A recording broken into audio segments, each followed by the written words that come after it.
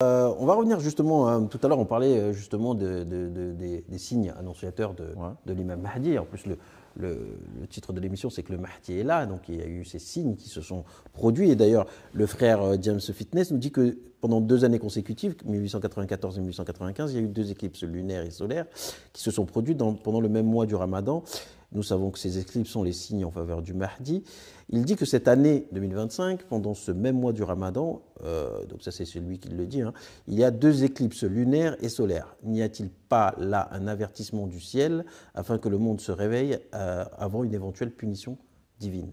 Est-ce que c'est un peu un avertissement que Dieu donnerait pour le monde, le fait de refaire encore ces deux éclipes? Donc, Je ne sais pas si c'est vrai, je n'ai pas vérifié, mais en tout cas, je crois sur parole le frère lorsqu'il nous dit qu'il y a une éclipse lunaire et solaire pendant ce même mois du Ramadan.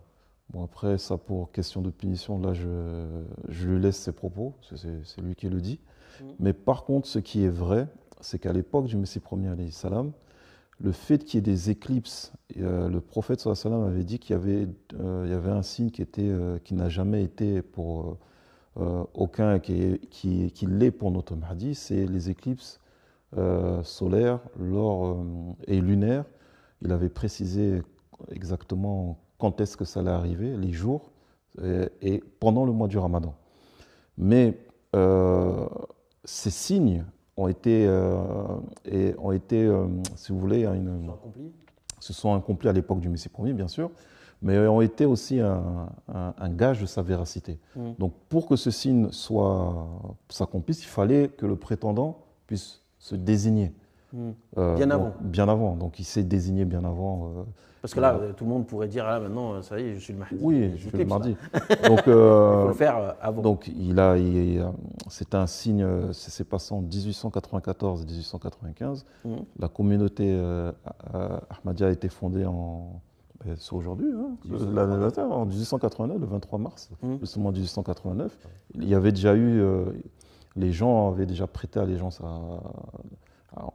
sur ses mains plutôt.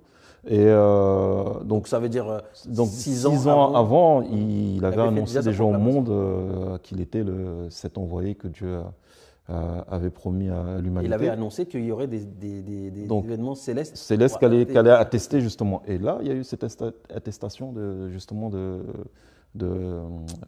célestes qui sont les éclipses en question. Après qu'il y ait des éclipses, ça ne veut pas dire qu'il n'y aurait pas d'autres éclipses pendant le Ramadan je sais pas, dans d'autres années. C'est pas ça. Mais là, c'était vraiment pour montrer, pointer du doigt. Il faut bien comprendre que les éclipses sont en corrélation avec l'avènement du Messie premier, de cet homme-là. Et que tout était réuni pour son avènement.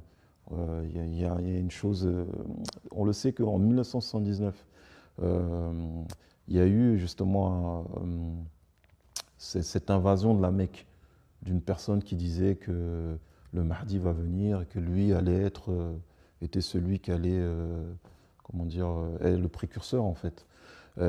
Pourquoi en 1979 ?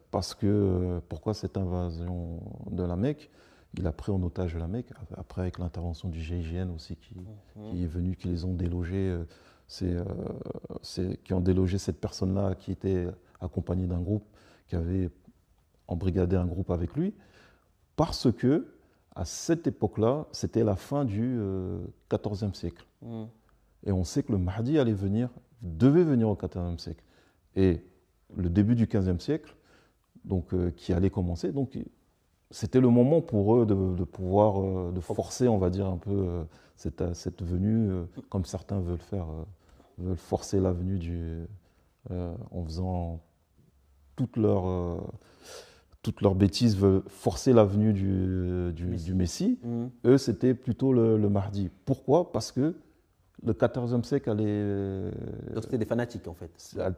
Oui, mais ce qui est important, l'information qui est importante, c'est que le Mahdi devait venir au XIVe siècle.